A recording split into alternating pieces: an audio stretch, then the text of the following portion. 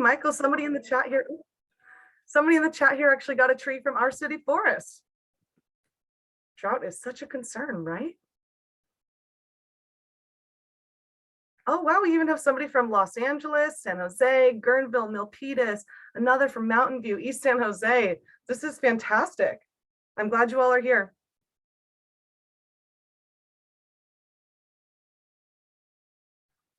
All right. I think with that, I might as well and get started. One thing, Mary, if you don't mind, could you email me those stream keys? I can't seem to copy and paste from the chat. Yes. Thank you. All right. As folks continue to join us, please feel free to drop in the chat where you're joining us from or something that you're interested in learning about today. For those of you behind the scenes, can you please confirm that you see my interpretation slide? Nice, okay. Thank you. So one last time, this program is being interpreted. Please choose your respective language using the interpretation icon or the globe icon, typically found in the bottom right-hand screen. I noticed that somebody has their hand raised. Please note that you can engage with this program in the chat. And let's go ahead and get started. Welcome, everybody. We are here this evening to talk about tree care during times of drought, an incredibly relevant topic, and I'm glad you all are here and interested. My name is Liz, and I'm the Climate Resilient Program Manager at Daily Axe. For those of you who don't know, Daily Axe is a small and mighty environmental education nonprofit that is based in Petaluma and mainly working throughout Sonoma County to provide people with the knowledge, skills, and resources to be able to live a rich and full lifestyle while also having a smaller environmental impact. Daily Axe is working to connect people and build community through our education programs, our action campaigns, and by influencing policies that help to address the climate crisis and work to create a livable future for all. We've been around for 20 years, and over the last 20 years, our impacts have been far and wide. And I really want to emphasize the gratitude that we have for our partnerships that we've made along the way, and for all of you that continue to show up, express interest, and have a desire to take action. And Valley Water and our city forest, you are part of those partners that make our organization and the work that we do in our community efforts so rich and so strong. So I thank you all for being here. Thank you for your partnership, and thank you for believing in our work. For tonight's program, as I mentioned earlier, there are going to be a few different ways that you can interact. First and foremost, if any questions come up for you throughout the presentation, please use the Q&A box at the bottom of your screen. This is going to be the best way that we can ensure that your questions are addressed. And at the end of Michael's presentation, we will have ample time for Q&A. If you wish to interact with fellow attendees or our panelists, or just have some resources that you want to share, please go ahead and use the chat, and also be sure that you have your settings either to everyone or to all panelists and attendees. As I mentioned, tonight's program is a rich and valuable collaboration between Valley Water and our city forest, and Daily Axe feels so grateful to be able to learn amongst you all and to be able to work alongside of you. Can't emphasize enough how much I appreciate everybody who is on here tonight, and I really hope, and I almost can guarantee, that you will learn something new that you can apply at your own site and in your neighborhood. I think with that, I'd love to pass the table over to Valley Water to do a brief introduction before we go ahead and get started with our presentation. Good evening, everybody. My name is Alex Johansson, excuse me, and I'm a water conservation specialist with Valley Water. We are very excited to offer this program in partnership with Daily Axe and our city forest. Valley Water is a special district water agency that provides 3 core services from nearly 2 million people who live and work here in the South Bay area. We are the water wholesaler, and we work in partnership with 15 cities and 13 local water retailers to provide clean and reliable water, flood protection, and creek and stream stewardship for our community here in Santa Clara County. Water conservation is essential for ensuring a clean and reliable water supply today and into the future. And I want to thank you all for joining us to learn about how you can improve your water efficiency and reduce water use on your landscapes while also preserving your tree health. Thank you. Thank you, Alex, for that context. Michael, if you feel prepared, I would love for you to share an introduction and go ahead and get started. Again, thank you all for being here. Sure. Thank you so much, Liz. And thank you, Valley Water, for also being a partner for many our city forest projects. My name is Michael. I'm the field operations manager for our city forest. I've been overseeing some of the tree care and lawn conversions happening in Santa Clara County. So I do have a little slideshow here about caring for trees with considerations for caring for trees during a drought. Especially in urban environments, humans are the stewards of urban environments. They are a disturbed ecosystem, but with our intervention, we can have a beautiful lush landscape with trees and an understory and ground cover and appropriate plants that support both the ecosystem health and our own health. So really, like, why do we care about trees? I'm sure you've heard a lot more tree discussions, urban canopy discussions. These discussions are increasing, through local governments. Urban settings are in an ecosystem. We do share that ecosystem with trees, other plants, animals, invertebrates, bacteria, fungus that coexist with us. So trees have a lot of benefits for us in an urban setting. There's just the fact of their biology. They are absorbing carbon dioxide from the atmosphere and creating complex sugars for them to use as food. So they're removing carbon that we burn through fossil fuel use in the atmosphere. They're taking that carbon and sequestering it as part of their bodies. Also, by doing so, they're using the sun's solar radiation to do that work. So they provide shade and a cooling effect because they are using the sun's energy to push those carbon molecules together to create those simple sugars. So I'm sure you've noticed standing in the shade is a lot cooler than standing in the sun. And trees help provide a lot of those shade benefits that we need in an urban forest. If you think about how the sun interacts with hardscape, asphalt, concrete, there's no work being done. The sun is hitting those hard surfaces, and then that heat is just radiating back up into our environment. So those shade benefits are especially important. They also provide water benefits. They help water incorporate into soil systems. If you think about our soil systems as a gigantic sponge, sorry about that. If you think about our soil systems as a gigantic sponge, getting water to incorporate into that sponge is really important. I'm sure you've noticed during rain events, water may rush across our hardscapes, across asphalt, across in our roads, and it rushes right on out of here. Here in the Bay Area, that water will fall and it'll rush down into the stream and off it goes into the bay.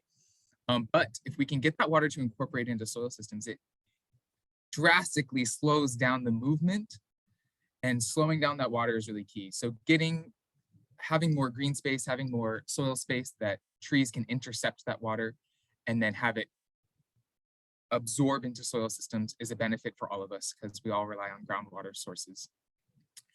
Trees also provide benefits in terms of cleaning the air. Trees, especially ones with like hairy leaves or lots of surface area, can actually remove particulate matter. So if you think about those fires that we had in 2020 here in the Bay Area, those plants, those trees are actually removing particulate matter from the atmosphere. So they provide so many benefits, and there's lots of research to quantify in terms of money, how much these benefits save us or help us, and I like to use the term ecosystem benefits as opposed to ecosystem services. The ecosystem, we live in reciprocity with it. So the things that we do for the ecosystem, it provides back in reciprocity to us. So there are many ecosystem benefits to the urban forest. And if we think about moving forward, the climate that we're looking at here in California is meant to get hotter temperatures and less rain. So anything that we can do to combat those temperatures and to capture as much of that rain as we can, moving forward will benefit all of us. We live in an ecosystem, not just with us, but with lots of other people and plants and animals. So making sure that we have trees in our urban systems is vital to helping us move forward and create a more sustainable future and a future where we have to repair our relationship with our urban environment a little bit. Many of these concepts are kind of new, and moving forward, it takes many decades to establish a canopy. So making these plans now to get trees installed, especially in low-income neighborhoods, especially in communities of color, those canopies need to be developed now so that in 30 years, when we look back at what we did in 2020, we don't see this gap in our canopy. You know, when I look back at, you know, when I'm in 2050, looking at where the gaps are in our canopy, I want to make sure that, you know, we made the right choices, that we planted trees where they need to be, because those canopies do take time to develop. Other benefits of trees that aren't as quantified but are still being researched is these public health benefits. So for instance, people who live near trees oftentimes have less asthma rates than people who live without trees nearby. This is obvious. Cars and burning fossil fuels creates pollution, and that pollution harms our lungs. If you think about like all of the tires that run on the road and all of that rubber that just gets like turned up into the atmosphere, all of those particulates, all of the pollution that we have to deal with in urban settings, it's like, thank goodness there are trees, there are beings here to help us to live better here. There are also mental health benefits. You know, these aren't as quantified as, you know, some environmental benefits, but they are there. You know, you see less violence in neighborhoods with good tree canopy. You see less car accidents in neighborhoods with higher tree canopy.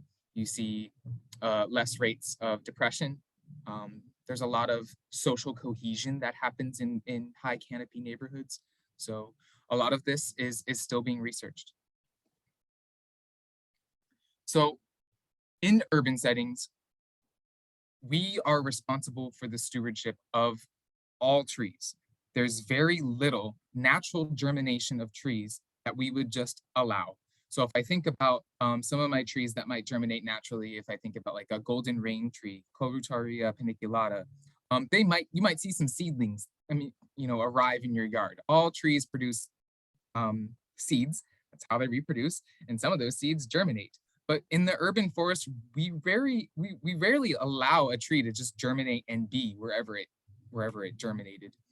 That's not really how we manage the urban forest. We have very specific placement needs in an urban forest. We have roads, we have power lines, we have water lines, we have gas lines, we have communication lines, all sorts of different things that we need to make sure that when a tree goes in a specific location, that it's gonna work for the next 20 to 50 years.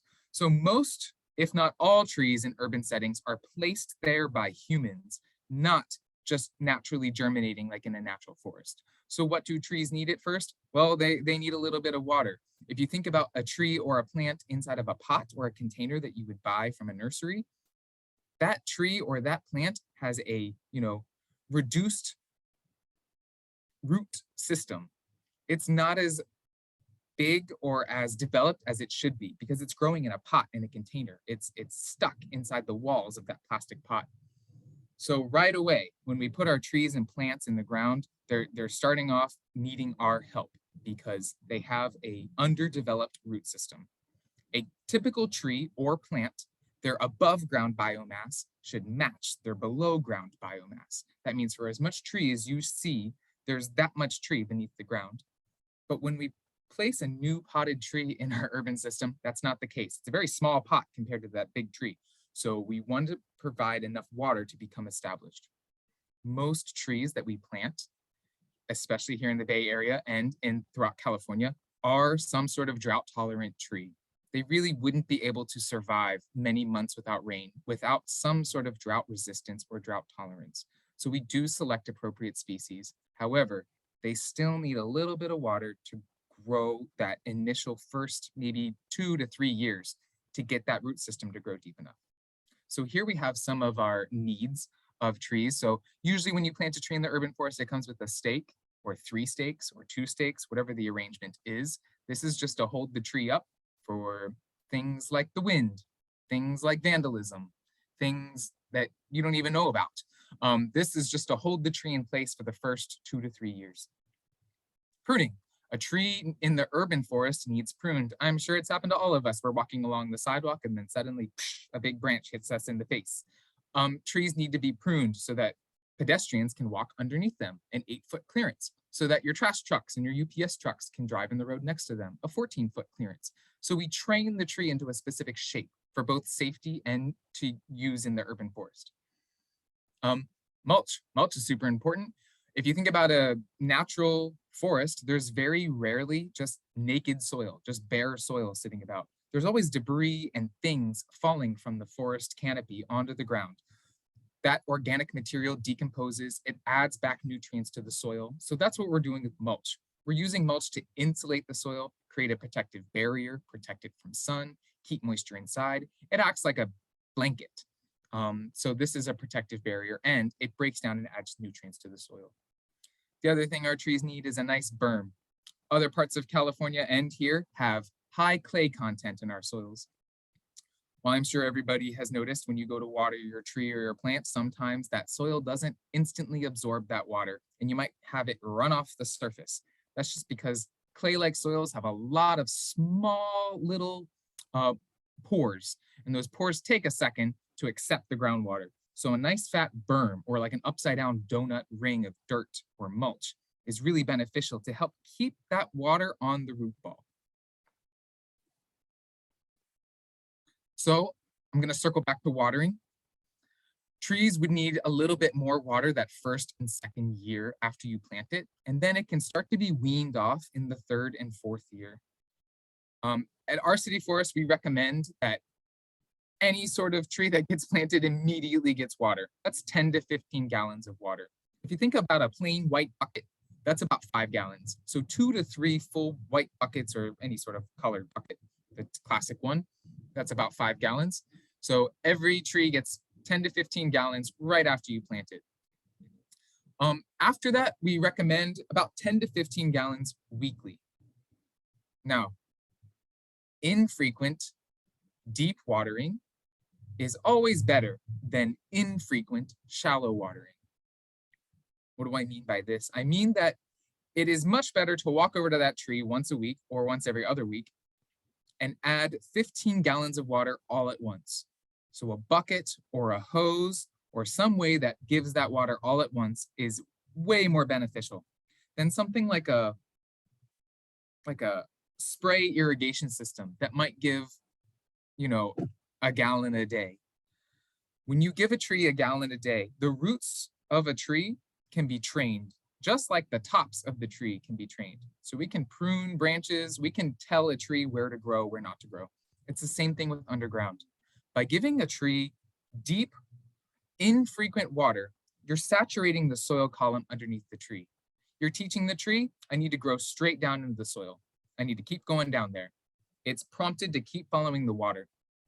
If you do shallow root watering that's frequent, you're teaching the tree that you don't need to grow down into the soil because there's no water down there. All of the water is here at the surface. There's no need to grow down any further. So this is why people get issues with their sidewalk. It's because someone planted a tree in the park strip and then they have some sort of lawn or turf that they're watering with overhead sprinklers on the other side of the sidewalk. Well, the tree can just go underneath that sidewalk. It's all soil underneath. All the tree is going to do is follow the water. We're training the tree where to go. Deep, infrequent water is much more beneficial. You're training the tree to grow deep. In some places, especially here in Santa Clara Valley, the trees can sometimes reach the water table. It depends on your area, but some trees, especially oaks, have deep root systems and they have all the water they need. After that fourth year, as soon as you remove the stakes, most trees are completely drought resistant. Some trees are more drought tolerant. They will tolerate the drought, and some will resist the drought. But they should all be fine with the amount of rain that we get naturally. Every species is different. I saw a great question in the chat about a magnolia tree. Here in the Bay Area, we're kind of weaning off planting Magnolia grandiflora because of its water needs. Every tree is going to be different, but there are some trees that are more drought tolerant than others. That magnolia tree is from Southeast US. The American Southeast gets plenty of rain. So I'm sure you've noticed some of those magnolias and birches that we plant in the landscape are looking a little sparse, a little thin. The foliar density isn't as high. And that's because through time, they're just not getting the water that they need in comparison to their native range. So we look to grab specific trees that have correct water needs for our area moving forward in time, because trees can live decades and we want to make sure that we're setting them up for success. So I'm going to circle back to each of those parts of caring for trees. This mulch is super important. It breaks down and it nourishes the soil. It suppresses weeds. So if you create that layer of mulch, weeds will have to fight up 3 inches without light to try to germinate. So it suppresses the weeds. It conserves water. Like I said, it acts like a blanket. It keeps the water underneath. So the hot sun bakes all of those mulch chips, all of those little pieces of dead tree, instead of baking the soil underneath it. Our soils are alive. We want to keep them as moist as possible. They have lots of beneficial bacteria and fungus and root networks. And that mulch layer helps keep that soil just a little bit more, help retain that moisture. So by doing so, it also helps regulate the temperature. So if you lifted up 3 inches of mulch and touched that dirt underneath, it would actually be cooler on a hot summer day than without the mulch layer. This makes a lot of sense, right? That mulch acts like a blanket. It insulates it. It keeps the temperatures from going up and down too fast with exposure to the sunlight. We all know it's the sun that's making it hot. So if we protect our soils from the sun, it helps keep water inside and it helps keep the temperature low. It also helps prevent erosion. If you think about a drop of water falling from the sky, it can fall pretty fast. And if it hits a thing of mulch or a wood chip of mulch, it's not going to displace a lot of the aggregates of the soil. But if you allow rain to hit just bare soil, I'm sure all of us have noticed how that soil just sort of washes away. So mulch helps prevent erosion, it helps keep everything in place and protects our soil from the elements. The berm is really important too. Like I said, we have very clay-like soils here in Santa Clara Valley. So it's important to create this little berm, kind of making a dish, a little bowl for the water to sit in. It's like I said, it's difficult to water sometimes. It runs off the surface of the soil and into the street or something, and that's not what we want. So we want to make like this upside down donut shape around the tree to make like a bowl so that the water is consolidated right on the roots, especially for young trees to grow down. Now in my picture to the left, the berm is a little small. Your berm should extend to the drip line. Your berm and mulch should extend to the drip line of the tree, so where the edges of the canopy is. I work a lot of times with smaller trees, so this is like a good size berm, but it should be about as wide as the canopy of your tree. Be careful not to do the volcano mulch. That's when people like push the mulch up against the trunk. You're just keeping a lot of moisture up against the trunks of trees, and trees grow at a certain height for a reason. You know, the trunk is above ground because it needs to be above ground, and the roots are below ground because they need to be below ground. If you take a part of the tree's biology and make it think that it's below ground, you're going to get tons of problems. There's going to be rot. There's going to be fungus that moves in. There's going to be lots of problems with the structural integrity of that trunk if you put a bunch of mulch too high on the trunk like that. So your tree should be planted so the root flare is right at the surface of the soil. Your first woody root is about 1 inch down, and that's where trees like to be. A naturally germinated tree will place itself where it should be. But like I said, all trees in the urban environment are planted by people. So we have to do it correctly. Just for anybody who's interested in, soil horizons, you have this organic layer. That's your debris that falls on top that decomposes to become that organic layer. If we never put mulch down, you will never have an organic layer. There needs to be inputs in a system to have outputs. So if you want the tree to be sucking up nitrogen and phosphorus and potassium from the soil, there needs to be some input. Close the loop. So there needs to be some sort of mulch that's breaking down over time, adding nutrients back to the soil so that your plants have nutrients in the soil in years to come to send to the tree. Most biology in the world only happens within the first 6 inches of soil there. So it's really important that we take care of our topsoil, that we take care of our organic layer in our soil systems so that not only trees, but so that we, can have agriculture, so that we can have, a urban ecosystem that isn't just asphalt and concrete. So here's a diagram that our city forest uses to kind of illustrate what's going on below ground and above ground. So Here I have the hole that was dug to install this tree. We have the root ball or the container right there. We always dig a hole that's about 2 times as wide as the pot of the tree. This is to allow the roots to start growing. We always create these little berms. The berms are meant to hold the water in place for a while, and we have a stake. So the stake is just meant to hold the tree up while its roots grow into the substrate. We have different styles of stakes, and everybody uses different ones. Sometimes if the tree is small enough, you don't need a stake. In the urban environment, we have lots of high winds or vandalism or weird things happen with cars. So the stake is just kind of meant to hold the tree in place as a temporary measure. This stake should definitely be removed after 3 years. So I'm sure we've all seen trees around our urban environments that are, how they grow out around the objects. You don't want the tree to engulf any sort of metal or strap or anything like that. We don't want our trees to absorb any of this sort of staking system. So we want to give the tree its space. If you think about tree rings, each year the tree gets a little wider. You need to allow the tree to get a little wider so that its xylem and phloem can do its job, sending water up to the canopy and the canopy sending sugars down to the roots. We don't want to girdle it or choke out the tree. So removing that stake is really important. It's only meant as a crutch for the first 3 years after planting. And then pruning. So pruning is very important, especially for urban trees, to get that clearance for pedestrians and for cars. There's a lot of great YouTube videos. I would check out Master Gardeners sort of resources, or UC Extension Centers have great videos on how to prune trees because every tree is going to be just a little different. There's differences between pruning a street tree and pruning a plum tree, for example. The way you prune fruit trees might be a little different. That being said, most trees can be shaped into whatever shape or design you really want. Most trees can be made into bonsai.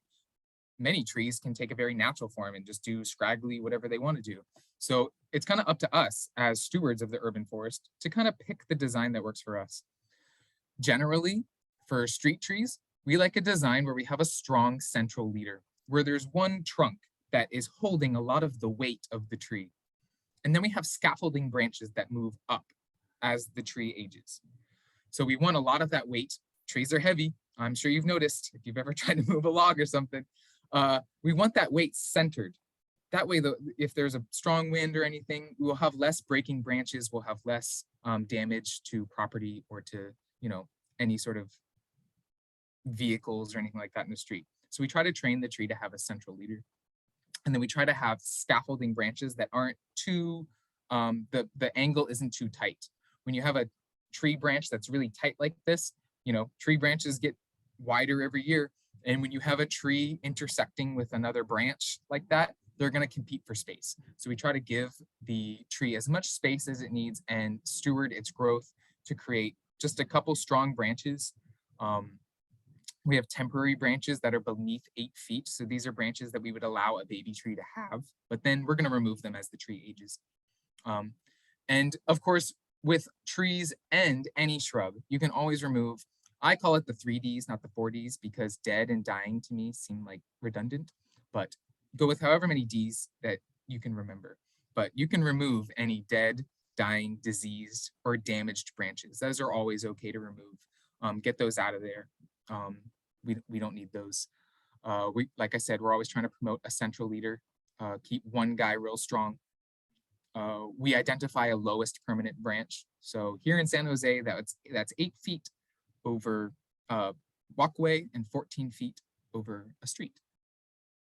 And then we try to give the tree ample branch spacing. That way each branch will develop a little beefier if it doesn't have to compete with itself.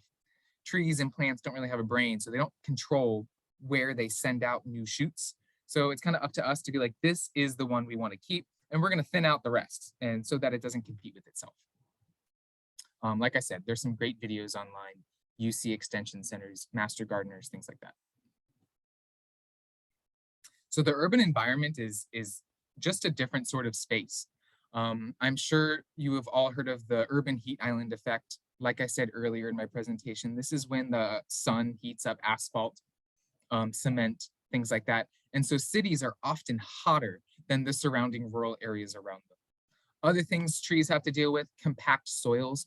When we do development, all those big machinery that runs over the soil squishes all the air out. When you squish all that air out of the soil, you also squish out all of its holding capacity for water. So if you think about the soil, if you think about this whole valley as a giant sponge, when we drive over it, we're like compacting all of it. So compact soils is really difficult for trees in the urban environment. And even some native trees won't tolerate super compact soils. If it gets too compact, there's no airspace for respiration in the roots, and there's no space for water to be. So compact soils are a big problem. Disturbed soils. So when they do development or things like that, that backhoe might have dumped a bunch of bedrock. You saw those soil layers I showed you earlier in my previous page there. When you get a bunch of that rock, it doesn't have that topsoil, it doesn't have that organic material. So we have disturbed soils in urban settings, and oftentimes they lack nutrients, or they lack the same soil structure as the surrounding area. So there's also this limited growth space. I'm sure we've all seen large tree species shoved in small growth spaces, and then the tree just sort of rolls out on the sidewalk as the decades go on, and those come with costs. You know, we need to remove the sidewalk, fix the tree, you know. So limited growth space is indeed a problem. Vandalism, you know, we live in urban settings, and that comes with its fair share of social issues. We're gonna have problems with, you know, from teenagers carving initials into trees, which, you know, it's right in the Cambrian layer. You give the trees a break. To just, you know, traffic accidents, or, you know, whatever happens. We have this urban heat island effect, which not only affects us humans, but trees themselves. You know, if a tree is evolved to grow in a certain temperature, and then we take it and put it in, you know, a median of a large street, it's like I took that tree and I put it in the desert. It has compact soils. It's surrounded on all sides by concrete. It just has the pollution from the cars going back and forth. So the life of a median street tree is very stressful. It's really difficult for a street tree to establish. So we should all definitely appreciate when there's that nice large street tree giving us shade as we're going down the street. So we're going to circle back to water for a second. This is the most up-to-date map I could find for our current drought situation in California. The entire state is in a drought, and I believe most of the West, you know, so if I think about Washington, Oregon, Utah, Colorado, most of the Western states are in a state of drought at this moment. So if you're not from Santa Clara County, you can find your county on this map to identify whether you're in a severe drought or an extreme drought. And I'm so sorry if you're in an exceptional drought. These are stressful times. We are experiencing climate change. We are experiencing just climate shifts in general that are natural. Most of these shifts are expected to increase as we move forward. So we need to have plans to keep our urban forests alive, to keep our ecosystems alive, despite this extra stress. So trees and plants in our environment do alter our environment. So this is a diagram on the left here of hydraulic redistribution. So this is when a tree or something with really deep roots can tap into a water table, or can tap into underground water sources, and pulls that water up to that A and B layers of the soil. As it pulls that water up, it can kind of redistribute that water to a small degree laterally. Now, most water moves down because of gravity. So most water will enter a soil system and continue down until it hits some sort of non-permeable space in which it would move. But trees can absorb water. They can pull water up because water is leaving their leaves from the canopy. So it's kind of acting like a straw. Trees can pull up that water from the water table, and they can, to a degree, depending on your soil structure and the relationships and closeness of other plants, they can redistribute that water laterally. So if you have a really tall tree, and then there's other sort of a shrub layer or an understory layer or a ground cover layer underneath, those plants will benefit from that tree being there. because they will be able to have a little bit of water because that tree is pulling it up from deep water sources. This ecological effect doesn't happen in all soils or all situations, but it can happen with our clay-like soils here. The particles are so close together that it can work as like against gravity to an extent, that capillary action can be pulled up. The tree can pull it from the groundwater sources, especially those oaks. Their root systems can really get down there, and it can redistribute that laterally. So trees alter our environment actively. It's happening. Tree cover also prevents evapotranspiration from rivers, reservoirs, and soil. So if I went to plant a small shrub underneath a large oak tree, that soil will be cooler, and maybe it could be even wetter than the surrounding soils without any sort of canopy. So they are actively stopping, as like a big umbrella, both the radiation of the sun pulling that water out of the soil and helping to protect other things like rivers, reservoirs, and things like that. Trees also slow water down. We've already talked about this, and help facilitate that water into the groundwater sources. So the more trees there would be, the slower we can make that water move, the more we can integrate and percolate that soil into our groundwater sources. Here in Santa Clara Valley, we get a lot of water from just groundwater sources. So we really rely on systems in place to incorporate that water and slow it down as much as possible. So trees are actively affecting how our environment feels and behaves. One of those like fun facts, most of the rain in the Amazon rainforest doesn't come in from like a low front from the ocean. You know, there's not big storm events that are crossing the Andes Mountains and dipping into the Amazon basin and dumping rainwater. Most of the rain in the Amazon basin comes from the trees themselves. It's just like trees, transpiration into the atmosphere, it condenses, it becomes rain again. So the trees are actively shaping the amount of water in the Amazon basin. And if you remove those trees, the Amazon basin will no longer be a rainforest. There's not a lot of precipitation crossing the Andes and flowing into the Amazon basin. So if you think about how much water is stored inside of trees and how much, like multiply that by the, you know, hundreds of thousands of trees that exist or hopefully exist in your communities, it's a big reservoir for water, and it helps protect water in our valleys. So I just have a little video of trees through time. The organization that I work for has been planting trees since 1994.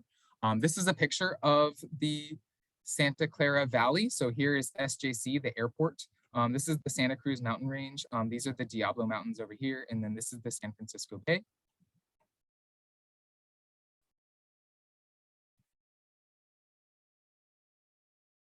As time moves forward, each dot represents a planting event. So each dot could represent between 1 and 25 trees.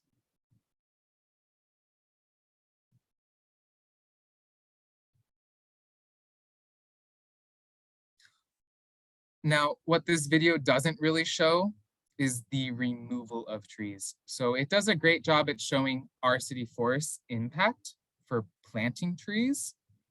It, however, does not display the effect of development or the removal of mature trees. So each of these dots can represent 1 to 25 trees, right? These are baby trees though.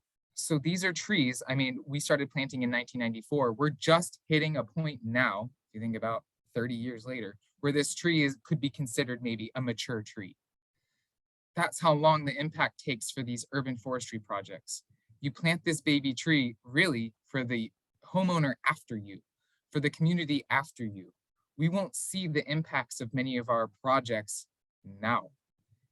I'm looking at the investment from about 20 years ago. When I look at my street, I'm viewing a window into what in public investment happened or what trees were planted 20 years ago. So removing mature trees and replacing with baby trees isn't really an equal equation there. The ecosystem benefits of mature trees is exponentially higher than a baby tree. The surface area alone of a mature tree is exponentially higher, the amount of carbon it can sequester, the amount of pollution it can remove, the amount of water it can intercept, way higher. So removing mature trees is as big as a problem as, how are we going to fund installing new trees? So the protection of mature trees is just as important as the planting of baby trees. So like I said, why continue to plant trees? So if you think about survivorship percentages, there's this amount of trees that we plant, and then it will decline after that point. So say we planted 100,000 trees in 2021, that number that population of trees planted in 2021 will decline until there are no more. And this happens with all organisms on Earth. If you think about all the people born in 1985, that number was capped December 31st, 1985, and it will decline until there are no people left born in 1985. It's the same for trees. We have a certain number that we planted in a single year, and then that number will decrease through time. Trees have a high mortality rate at first. So if you think about this first 20 years, you're losing about half of the trees that you planted. So when I look outside my window and I'm looking at mature trees, those are about 50% of the ones that were actually planted. So tree life expectancy just decreases pretty quick within 20 years and then kind of rounds out a little bit here. So we have how much water for humans, on the left there, I have just typical uses of how much water, and all of these numbers just come from various websites. It really depends on what type of toilet you got, what type of shower head you got, if you have turf or not. This is a lot of water for a human being to use this much water. I'm sure all of my friends at Valley Water can kind of echo the sheer amount of water. I'm sure they all don't even think in gallons. It's just such a small measuring unit, gallons. But if I think about this is a lot of water, and maybe this is every week or every day. People definitely use the toilet every day. People definitely shower every day. Watering turf, I see it every day. Washing machine, maybe it's once a week, depending on your household size. Dishwasher, again, depending on your household size. This is significant. Think about that you're only one person, and think about how many people are in your county. Here in Santa Clara County, it's over 1 million. This is tens of millions, hundreds of millions of gallons. It's pretty crazy. As I mentioned earlier, we work in reciprocity with our environment. So if we're using this much water, how much water are all the other plants and animals getting in our valley? There's a big question there. It's very selfish of humans to think that every drop of water that falls from the sky we can use. I'm sure when you think about it, it's like, well, obviously that can't happen. There's coyotes, there's trees, there's insects, every animal and plant needs water. So how is this a reciprocal relationship where humans, pretty much hold and use all of this water, but plants and animals aren't offered the same amount?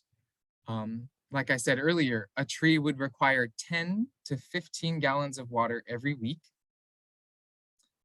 That really is only between March and October, March and November. Once our winter rains hit, especially for deciduous trees, they lose their leaves. You don't need to water a defoliated tree. It's not doing photosynthesis, it's dormant.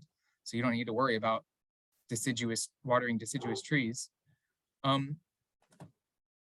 So for someone to think that, a tree doesn't deserve, a sense of water, is kind of odd to me, that someone couldn't think about that reciprocity, that relationship that we form in our environment, and what are the plants and animals that we live with? What do they deserve?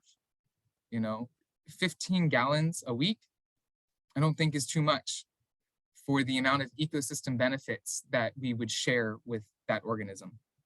So that sycamore tree outside your house or that elm tree deserves that water. It's entitled to that water. And to limit it, or to think that, the cost or some sort of monetary cost or financial cost of water shouldn't really come to your mind too much. Money is a made up concept by humans. that water, it deserves to go to the tree. 15 gallons, I don't think is that much when someone could take a 10-minute shower and use that much. And every individual taking a 10-minute shower every day can use that much. I think the trees deserve it. But moving forward, I think it's really important to plant the right tree. Like I said, with magnolias and birch trees, I'm sure you've seen them looking a little scraggly in our communities. And that's because many of these trees are either from an ecosystem that has plenty of rainfall, as is the case with Magnolia grandiflora. It's from the American Southeast, so it gets plenty of rain. Or like the birch trees. We do have native birch trees here in California, but they're a riparian species. So as we build dams and restrict riparian habitat in our state, these sorts of trees aren't gonna really love living outside of riparian habitats. So your birch tree loves to have wet feet. And when you don't offer it a lot of water, it's gonna decline slowly. So will this tree fit in the space? What are the water needs for this tree? And what are the pruning or common pests for this tree? Cowscape is a great one that I like to look at. We can look at it later if we have time, but I highly recommend this site. Why don't I just click on it, just for funsies. Cowscape is the California Native Plant Society, and this guy will give you everything you need to know about native trees in our area. I linked it to the oak page. So these are all of the native oaks. Each one of these is a different species of oak. We are really blessed in California to have lots of different species. I can click on my favorite one. So if I clicked on valley oak, Quercus lobata is actually one of the largest oak trees in North America, so we're really lucky. Look at that distribution. So it's definitely in hot areas in the Central Valley, just north of Bakersfield. It's in Los Angeles, it's in the mountains, it's in the Diablo Range. So this is a tree that can grow in lots of different places. You get a nice little, bio of the tree. And then down here, you kind of get your fast facts. Like if you were at a nursery and you looked at the facts on the tag, so you can see it can get 100 feet tall. Its growth rate is there. And then if you come down here, where is it? Moisture need is low. So if you're looking to plant a tree, whether it's a street tree or a yard tree, I would come to this site. Look at some natives. Native trees have survived here for thousands of years. Maybe they can survive another couple thousand years here, despite the influences humans have made for climate change. But this moisture need is low. So look for trees that have this lower moisture need. Trees, especially this Quercus lobata, doesn't really like to be watered. So you get this guy established, after 2, maybe 3 years of 15 gallons a week, you can back off. This guy, all he would need is some, pruning every 10, 15 years. That's all this one would need. So really, it's just 15 gallons of water for the first 2 to 3 years. After that, don't water this oak tree. He don't like it. You can stop watering it. It'll be fine. It likes it. It likes to have dry roots. It can send down a big taproot. It has all the water it needs. So this is a great one that our city forest plants very frequently. Your coast live oak is probably the same way. I'm sure a lot of people are familiar with this tree. It's got some angry leaves, but I still like it. Again, the moisture is low. So this is a great oak tree to plant. It's native. It's going to tolerate these drier conditions. It's not going to get as tall as the Quercus lobata. You see here, 25 to 82 feet tall. So make sure you're planting the right tree for the right place. There's always a good tree for the spot, and Cowscape is a great resource that I use to make sure that I'm planting the right tree in the right place. Another one that I like is a Select Tree. So I'll put both links in the comments for you guys to grab and share. The Select Tree is a cow poly tool. It's a lot of fun. So these environmental issues become social issues. It's really important to continue to plant trees. So an analogy that I made earlier was imagine a year if everybody in California stopped having babies. Mr. Smith in first grade would just have 1 year where there were no first graders. There would just be an empty classroom because for 1 year we all decided to stop having babies. That's kind of what it would be like if we stopped planting trees. There would be like a gap in their population. We have like a population of kind of mature trees and then middle-aged trees and then young trees. Like I said, the young trees are the largest group, but imagine if we just stopped planting trees because of the drought. There would be this gap in our age of trees. And for San Jose and most municipalities in California, canopy cover is going down. Despite efforts from the nonprofit that I work for to plant trees, we've planted over 70,000 trees, canopy cover is still going down. That's because we're removing mature trees for development, and all sorts of social issues come with this. But environmental issues will become social issues. It's tied hand in hand. It's a more of a holistic view of the urban environment. A great tool that I use is this tree equity score website. It does a great job in tying together canopy benefits or current canopy coverage and other social issues in our communities. So you can see here, it's categorized by census tract. So every census tract has a designation. So if I look at a census tract that looks a bit orange to me, and I wonder, why is the tree equity score so low? You see the percent of people of color, 99%, a high unemployment rate, a higher than normal health index, kind of a high temperature here. So something about this census tract is telling me that there's some canopy issues that are also some social issues. So there's something going on in this census tract. It needs an increase of investment, especially towards its urban canopy. So this is a great little tool, and I know it exists for most of the Bay Area. If I zoom out, I can see specific areas, and you can see large trends. You know, you can see how San Leandro has more orange census tracts, and Richmond has more orange census tracts, and then Berkeley has more greener ones. So you can click on any of these guys, and it'll spit out, you know, here we have less people of color, but we still have higher temperatures. But not a lot of people in poverty here. So you can click any of these census tracts. It's a great little tool. Again, I'll post it in the chat, but it's a great one to look around to see how our environmental issues are interacting and playing with these social issues, because they go hand in hand. And I am done with this presentation. I am more than happy to put these links in the chat and happy to answer any questions. And that's where I pulled some of my pictures. Thank you, Michael. That was incredible. I really appreciate the context that you provide and your holistic view of tending to our earth and all that she has to offer for us. I appreciate your presentation and your knowledge. For everybody online right now, please know that this program has been recorded, and I will follow up with additional resources. Michael has a lot to share, and Valley Water has a lot to offer. So stay tuned for that. Hopefully I can get that sent out by the end of the week. And my gosh, we actually have quite a few questions. For anybody in the chat who has dropped any questions, please be sure you add them to the Q&A just so I can ensure that they're answered. Michael, a question for you. We had a lot of inquiries around fruit trees, various types of fruit trees, from plums to apples, and then to an avocado.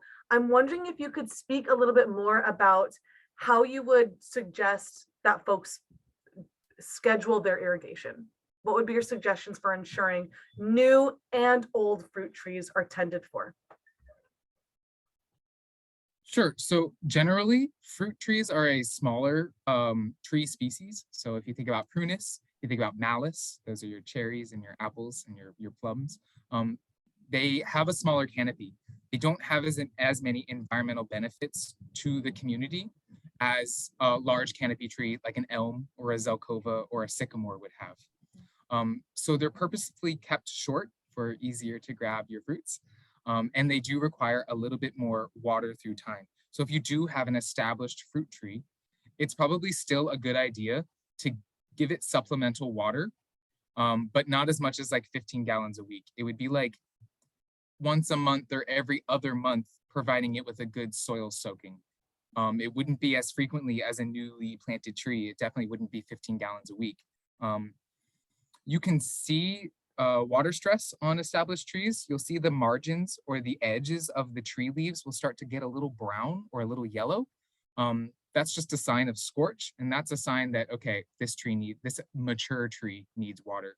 Only young trees will wilt because older trees have like hard lignin and wood that holds them up, and you won't notice the wilting as much.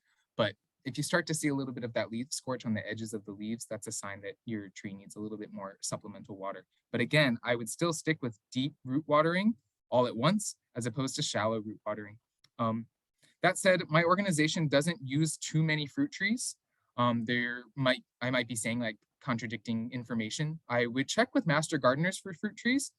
So Master Gardeners is a nationwide organization that does more agricultural type stuff, especially urban agriculture type stuff. So they might have some better resources for watering things like malice and prunus. But generally, I bet your fruits you'd get a better yield if you gave it a little bit more consistent water. So I'm sure our agricultural people would probably recommend, a consistent water through time, as opposed to just allowing your tree to just try to bear through the summer months. Avocado trees might be a little different. You have to look at where avocados come from. I think they get a little bit more natural rain, in the places where they're natively from.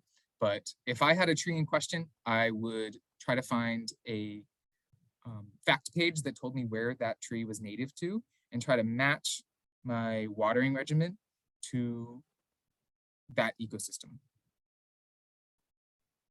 You can also find some good drought tolerant cultivars. So they all have like their cutesy names, but it'll be like something like, we have a birch tree currently. We're trying to get a few birch trees in that are drought tolerant, and they call it Dura-Heat birch tree. So there's some sort of cutesy name that might be at the nursery that you're shopping at that might give you a clue that it is a specifically bred cultivar to be more drought tolerant. I know this exists for things like almonds and different nut trees have specific cultivars that are drought tolerant. So that's what I would recommend. If you're installing a new fruit tree, look for a drought tolerant cultivar or ask your nursery if one is in production or is coming or something like that. For your established trees, I would, if you're actually getting yields, most fruit trees don't live that long. So they usually have like a peak and then they kind of peter out. I would say give it consistent water, but nothing like a new baby tree. It would be like once a month, once every other month. Nice. Thank you. And how lucky we are to have so many resources at our fingertips. Yes. Is a crepe myrtle water tolerant? Crepe myrtle is not the first water tolerant, as in like like wet feet, like it likes being wet. I'm wondering if maybe they mean drought friendly. But Sure, maybe you so could answer both. Yeah, crepe myrtle is generally not drought tolerant the first 5 years after planting. Crepe myrtle is one of those that needs that weekly watering. You don't water your crepe myrtle in the first 3 years there, it's gonna die. And it's just not gonna make it. Once established though, like I said, a lot of trees hang in there once established. So you need to train those roots to grow down deep. Once you do, there's some crepe myrtles on my block. I've never seen anybody even bat an eye at them. No one waters them. They're doing fine. They love it. Very compact conditions, here in downtown San Jose, and they're doing great. But I've read that they do need water. It's not one of those trees you can plop in the ground and walk away. Mm-hmm. Thank you. Karina brings up a great point that they have heard that mulch chips could be a fire hazard when they dry out. Do you want to speak to that at all? Sure. So my focus and our city forest focus is urban forestry. The risk of fire in urban settings is a lot lower than in rural settings. Dried wood chips can pose a fire hazard. So I would check with your municipality, I would check with your county, I would check with CAL FIRE to see what they recommend for your county and area. Most of my recommendations are for places like city parks, places like along roads, places in downtown, San Jose, or, in very urban environments where risk of fire isn't a big concern. But it can catch fire. Even when I worked in Boston, there's a lot more cigarette smokers on the East Coast. And yeah, sometimes the mulch would catch fire when someone threw a cigarette out the window along the road or something like that. So it is dried wood chips. It can catch fire. So I would check with your municipality about use of mulch or your area because you don't want to be feeding the fire. Mm-hmm. Yeah, absolutely. Really great points. And I think you touched on, it's about your application process, where you apply, how you apply, when you do have well-hydrated soil and you keep at least 5 feet of defensible space, meaning you have no plantings up against your building. You're keeping at least 5 feet of, it could be permeable rock, it could be concrete, but no planting. If you keep your soil healthy and you do keep your landscape irrigated, even if that's just twice a week based on your drought restrictions, my impression, my understanding is mulch can really help to keep that soil healthy and moist in comparison to a dried lawn landscape, for example. And I think I just saw in the chat, we have Ellie Inslee joining us, who is a member of the Resilient Landscape Coalition, which is in Sonoma County. And they recommend that 2 to 3 inches of composted wood chips and fine mulch is okay. And as long as you do allow for that defensible space, meaning at least 5 feet of no plantings on your building. It's about your application and how you tend to it. Really good question though. I'm wondering if you could speak a little bit more about the impacts of covering tree roots with landscape fabric or river rock. Generally with landscape fabric, I don't use it. I did a presentation for Daily Acts before. I never put plastic into the ground without having a plan to remove it. So it's okay to like put in some sort of drip irrigation because that's something you're going to maintain over time and hopefully something that you would remove if you're not using it. So I try not to use anything plastic that I don't have a plan to either maintain or to remove. Some of those landscape cloths are just polyester sheets of plastic. So I try to work with the soil systems and I usually don't use it. Rock is a little different. It's a natural, material. Rock will heat up. So your tree will experience higher temperatures like up underneath it because the rock is going to absorb the heat. It's not going to do any work and the heat is just going to re-radiate back underneath the tree. So that tree will need to be watered more if it's around a lot of hardscape. So the rock acts just like asphalt or concrete would. It's going to re-radiate that heat. So just make sure you're giving that tree a little bit more water, especially during July and August.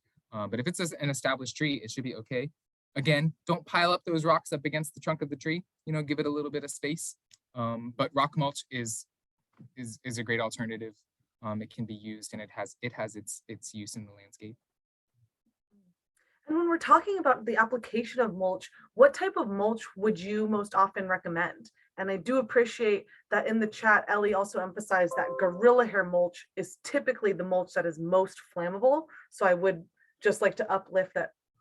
Personally, Daily Acts would never recommend a gorilla hair mulch. And I'd be curious what our city forest typically uses. We go through a lot of mulch. So it's usually arborist wood chips. It's some sort of tree care company that wants to ditch their wood chips for free and they give it to us. The only one I really reject is if the tree was taken down because of disease. So usually I can ask the arborist company, or they're not going to give it to us usually. I mean, we're all acting in good faith. They usually don't give us diseased tree wood or eucalyptus. Eucalyptus can be alleliopathic. It can create some compounds. I mean, it's really smart. What it's doing is it's limiting weeds and other trees from competing with it. But when they take down that eucalyptus and chip up its mulch, that active chemical gets in your landscape and you kind of like introduce that chemical and a lot of your plants will start to die. So I reject any sort of eucalyptus mulch or mulch from a diseased tree, but just your classic wood chips. I love when I get some redwood mulch. That's always tons of fun, or a Douglas fir. Wow, so blessed. But outside of that, if it's just like chunky regular arborist mulch, I take it. Mm-hmm. Yeah, typically from a mulch supplier, we just go for the arbor mulch. It's usually a combination of various things, maybe redwood, fir, pine, alder.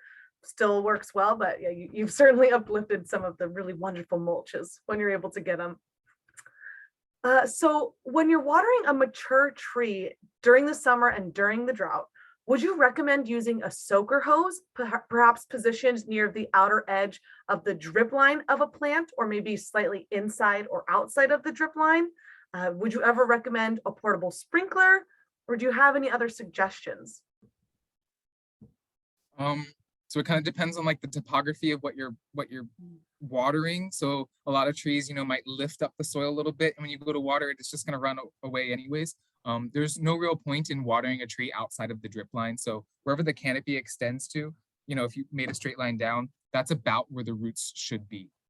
So there's no real point in watering outside the drip line. I don't know if I would really recommend watering mature trees unless they're one of these trees that needs water through time, like a Magnolia grandiflora, or like a birch, or like a hornbeam that might be from a riparian habitat anyways. So the trees that I just listed, you can go ahead and give them a little bit of water like once a month. It's the same with those fruit trees. It would just be like once a month, you just soak that area, 15 gallons, let it soak through and then kind of walk away. Oak trees like don't want to be watered.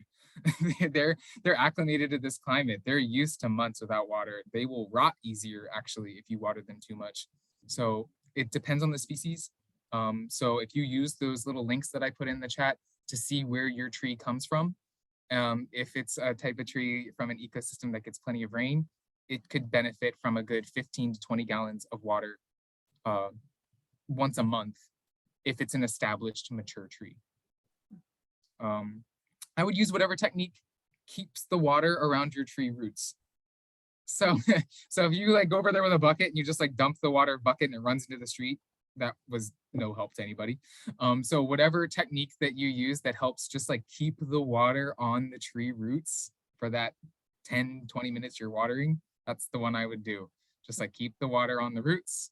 Don't allow it to run into the street. Don't allow it to go someplace else. You need to make a little berm, or if you need to water it slowly over like 40 minutes, do that. But just don't let that water just like run into the street, because that doesn't really help anyone. Any chance you have to keep water on site, that's the best option. Great points, Michael. Thank you. We've had a couple people asking in the Q&A about like street trees and street trees conditions and removal of street trees. JD has a specific question about crepe myrtle or red leaf maple as the options that the city is looking at to replace a previously mature tree. Do you have any opinions on which might be better for the drought and or for shade purposes? Sure. So for ecosystem benefits or shade benefits, always choose the largest tree you can. I see a lot of crepe myrtles in places where I think, man, that canopy could be double, could be triple that size. Crepe myrtles are really great for like underneath a power line. You have one of these old neighborhoods that have those low power lines, a little crepe myrtle is perfect. You won't have that intersection or growing up into the power line. If there's no power lines up there and you got a nice 6-foot wide park strip, put the largest tree you can. Look for that valley oak, look for a linden, look for a ginkgo that will really give you the most amount of shade, the most amount of environmental benefits. Tree removals and replacements, especially for street trees, are usually regulated by the municipality. So you might need a permit, especially if it's within 10 feet of the road, that public right of way sort of area.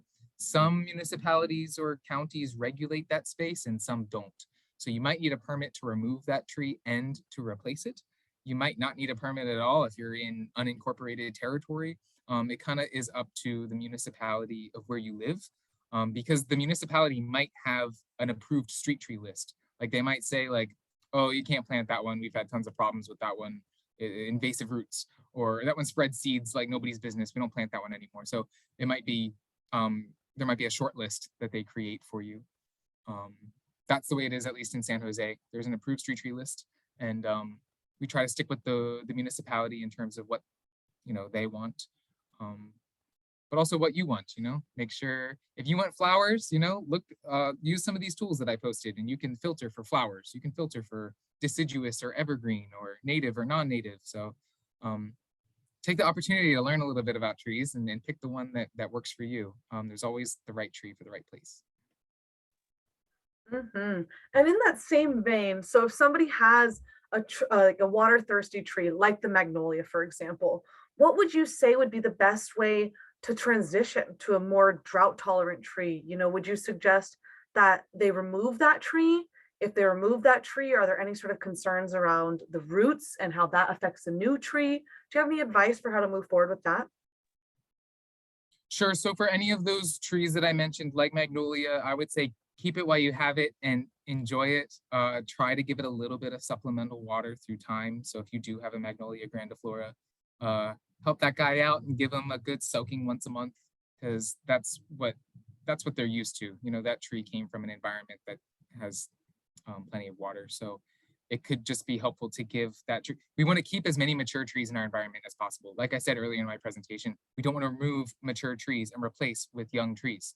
That it takes too long for that canopy to redevelop. You know, you're looking at decades. It's like not even for you anymore. It becomes for your kids or for the next homeowner or for the next generation, which is great, but keep that tree while you have it. It's not really worth it to take it out or to remove it.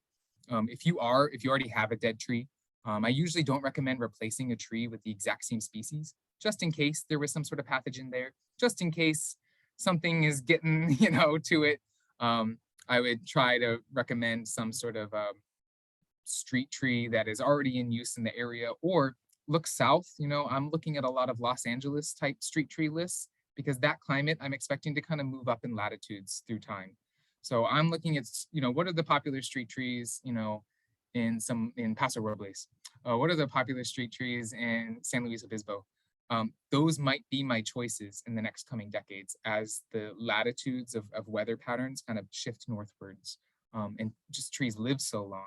So I would just choose a tree that is going to be drought tolerant right from the start. And I would use those fact sheets to confirm my choice. I'd be like, okay, other people have done this research for me. I don't need to reinvent the wheel. I can just look here and confirm that this tree is drought tolerant. It's native. It's used a lot in Southern California, so I think it'll do well here. Nice, thank you. If leaves are sprouting on the trunk of the tree, would you suggest that one removes them? So usually on mature trees, if you get those suckers on the bottom or you have like a lot of growth from the bottom, it's a sign of stress. So maybe the roots are hitting some sort of layer that they can't penetrate, in the soil. You'll never know. Maybe there was some sort of a chemical. There's tons of problems. There could be invertebrates that are infecting it or some sort of bacteria that it's fighting off. We never really know, but that's a sign of stress. When all of those like little suckers or things are pushing out from the bark, I would remove them. Like I said, we prune trees so that there's clearance. If you leave them, they'll just develop into branches and the tree will reallocate resources into the lower branches instead of the upper branches. So you do want to remove those sort of suckers. Hopefully you win the battle and the suckers go away and the tree redistributes resources to its canopy again. But it is a sign of stress. I did not know that. Thank you. Justin has a really good question here in the chat. What are some options to keeping trees healthy without using drinking water, maybe gray water or rainwater? And then does Valley Water offer any rebates to help install these types of systems? Should I answer that one or does someone from Valley Water want to jump in? Yeah, I think if you want to go ahead and answer, I was kind of chatting with Mary. They're in the other breakout rooms. Go ahead, and I'm happy to tack on to anything too. Sure. So the Valley Water has a lot of rebate programs, and I'm sure if you're outside of Valley Water's district, your water company or your water supplier also offers these rebates. The whole state is trying to get people to use less water or to use water in a creative way. So Valley Water does offer a gray water rebate. So you can install gray water systems in your home. It kind of goes around the toilet. So we're talking about washing machine, dishwashers, things like that. We're not talking about water that can possibly have contaminants from human feces or anything like that. But those systems can be put into place and are a great alternative to drinking water. A lot of municipalities in the area are developing recycled water. So when our city forest waters street trees at our nursery, we're using recycled water. So this is a product from just the Santa Clara area. We have access to recycled water. So we use that one whenever we can. It does have, same thing with your gray water. You're going to have more salts. You're going to have more small contaminants. But in my opinion, it's worth it to reuse that water with the salts, with the contaminants. It's going to be fine. It's better to use that than drinking water. I agree with the comment. Anything that we can do that isn't using the drinking water and is reusing water we've already used. If you think about the ISS, that's all the same water, just like recirculating up there. We can make that happen in our homes where we're just sort of, oh, this isn't that dirty. We can use it for the trees, or this isn't that bad. We can reuse it. Or the water company now is creating recycled water, and we can access that. I'm sure you've seen signs in your communities that say like recycled water, don't drink, kind of smells a little fishy. That's the stuff right there. Yeah, such an excellent question and overview of the different opportunities that are present in our own homes and with the water that we're already paying for once, might as well use it twice. Mary dropped in the chat, if you go to watersavings.org, which I will also send in a follow-up resource, it gives a really wonderful list of all of the rebates and opportunities that Valley Water offers for residents to make this change. I would also like to uplift that your washing machines actually produce a lot more water than you may think. I saw somebody dropped in the chat that a dishwasher that is an Energy Star can use 4 to 6 gallons per water, and that is a dishwasher. But if we're looking at a top loading washing machine, you can use between 30 or 40 gallons of water every single time you do the laundry. If it's an Energy Star, maybe it's using about 15 loads, and if it's a front loader, but that's a lot of water. So through Michael's presentation, you can be getting your fruit tree or your native tree really established with that gray water alone. So really beautiful opportunity for water reuse. Oh, Lorraine, an interesting question here. Is ivy okay around a parking strip? I think that's what her question is getting at. I think they're referring to English ivy. Hedera helix is the genus and species. I don't use that plant just because it can kind of escape and get everywhere. It is labeled invasive in many states. I don't think it's labeled so in California yet. Don't allow it to get too close to your tree. I'm sure you've seen the Hedera helix grow up your tree trunk, and it latches on with these like intense roots. So you can have that sort of ground cover. It's good to have a ground cover. It protects the soil, so just be on it. If you're putting in that English ivy, just make sure you're pruning it every year, that you're not allowing it to climb up your trees, that it's a ground cover to remain a ground cover, and that you're not allowing it to escape into, if your property abuts to any sort of wildlife habitat or sort of like a native landscape, make sure you're on it. Don't let that ivy escape, because it will. And it takes over. It can completely like choke out a forest. So as long as you're being a good steward and you're pruning it and maintaining it, it's fine. But just don't allow it anywhere near the trunk of your tree. Give it a good 3 feet of space there. Nice, great suggestion. If somebody has a newer tree that they're trying to get established and the directions read, give them deep and infrequent watering. Can you explain a little bit more about what that means to you? Even though this is a young tree and ideally will need less water in the future, what does it mean to give deep and infrequent watering as it is getting established? Sure. So it's just telling you that 15 gallons that it needs should come all at once. You shouldn't like distribute the 15 gallons over the 7 days. You should give it 15 gallons in this one watering event. Consider how rain events actually happen. A lot of times there's a huge influx of rain, saturates the soil systems in our area, and then there's just nothing for months. We're mimicking this sort of precipitation event where you're saturating the root systems, and then that root system area just kind of slowly dries out. We have a lot of clay in our soils in this area. It'll take a while for that soil to dry out. But what that deep watering does is it promotes a saturated soil column. If you think about like this is the top of the soil here and I'm in the dirt right now, it's saturating the soil column, training the tree to keep growing down into the soil. If you give that tree shallow watering, it's going to learn that there's no water down there. I'm not going to grow down there. I'm going to grow right here. I'm going to stay at the surface because that's where the water is. Why would it grow down into the soil? So that tag is just telling you that deep, infrequent watering is better than shallow, frequent watering. Thank you. I know you've kind of touched on many different resources that folks can look at in order to determine if a tree is native or not and their water needs, but can you speak to the water needs of a mature Japanese maple? Sure. So I do. Japanese maple is up there with the birches and the magnolias of our landscape. Japan gets adequate rainfall. So you're looking at a tree that, evolved with the temperate forests of Japan, and we're putting it in a chaparral climate here. That Japanese maple will need consistent water through time. So that would be just like your magnolia or your birch. It would benefit from a good soaking once a month. Nice, thank you. Barbara is wondering if redwoods are native to Silicon Valley, and if so, how much water do they need? This is a great question. A lot of people plant redwoods in the inside of this valley. They're just not going to do well in here. The redwoods really are a high water need plant. I'm going to say it just one more time so everybody hears. Redwoods require a lot of water. They are not a drought tolerant plant. So I'm sure all of us have some row of redwoods where the tops are all dying near our houses. This was a landscape kind of attempt to have like redwoods in our landscapes, but they really need that fog.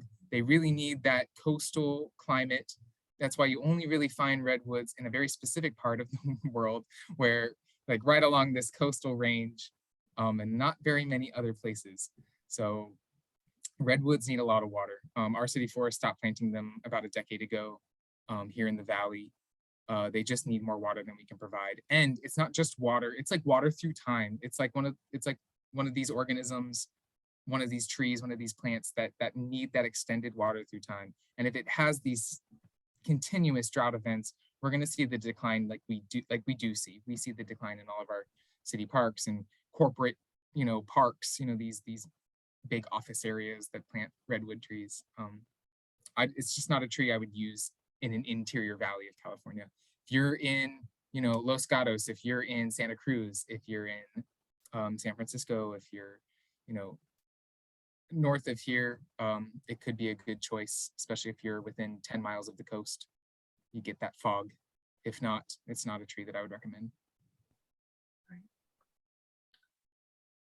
Oh, interesting. I like this follow-up question on this thread. Claudia is asking, at what point, if at all, do we need to worry about the dying redwood falling? Any sort of dead tree is a hazard. I would have an arborist assess your tree right away, because if you suspect that it's dead, it's probably dead. If it has no green leaves, if it has no green needles, if you can see through it, most trees we can't really see through. If you're seeing that foliar density sort of decline over years, it's a declining tree, and that's a huge hazard, especially redwoods that can get very big and tall. You do not want that falling on your house, on your car, or any sort of other property or person. And those branches will fall. You'll get a big wind event and you'll have a bunch of debris underneath your tree there. So I would have an arborist assess it right away. There are sometimes rebate programs through municipalities to offset the costs of tree work, especially if your municipality doesn't provide services for street trees. Thank you.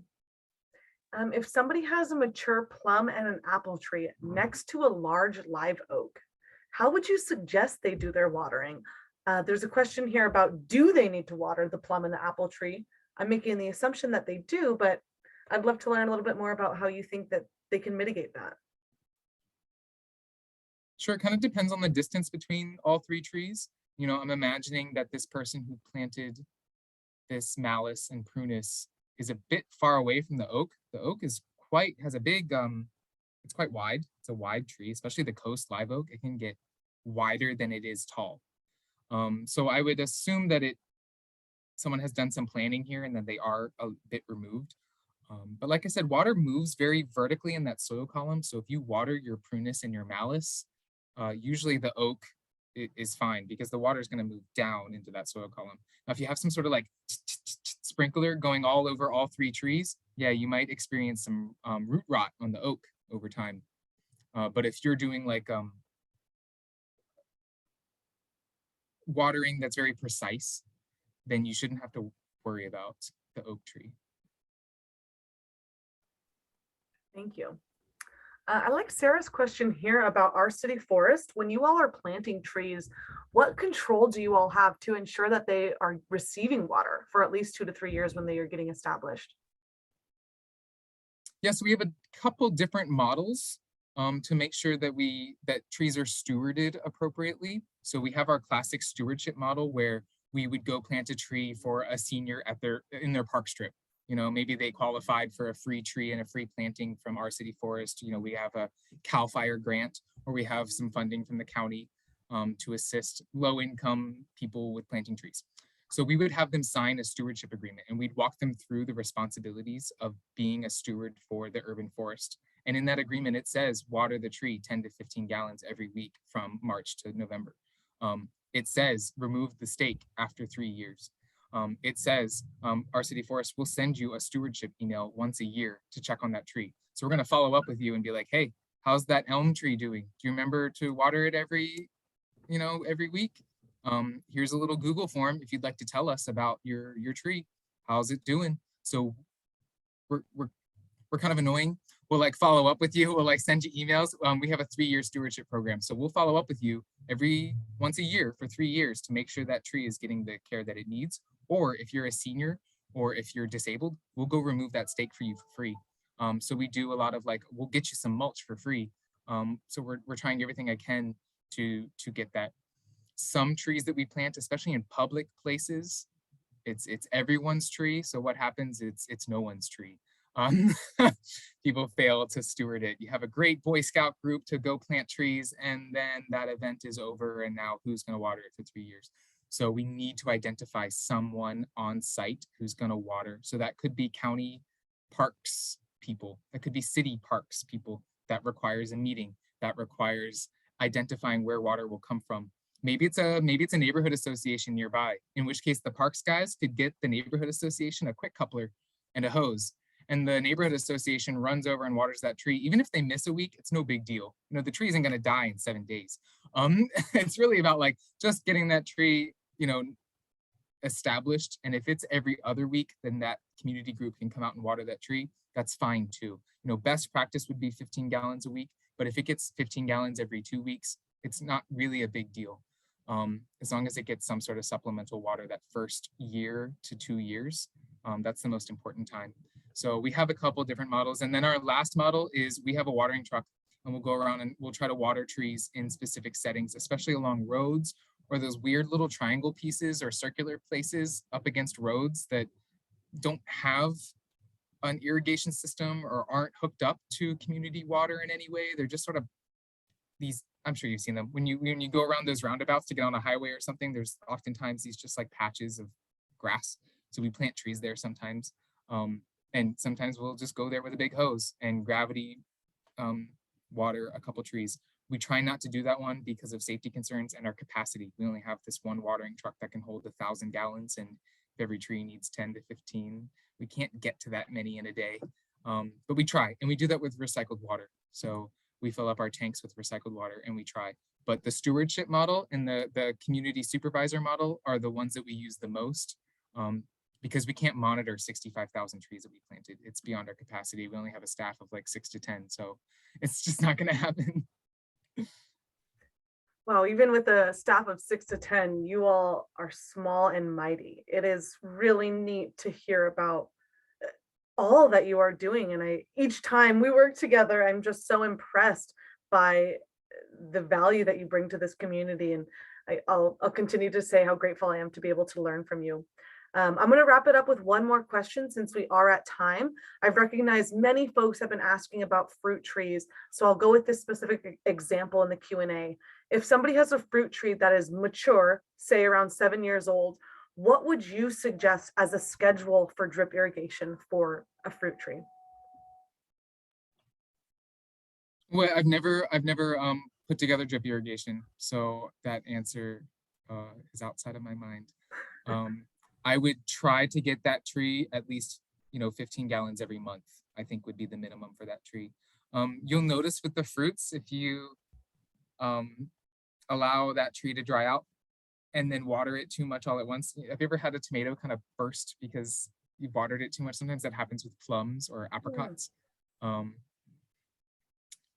The organization I work for just sort of doesn't focus on fruit trees as much, just because we focus more on environmental benefits of community trees and shade benefits and canopy benefits.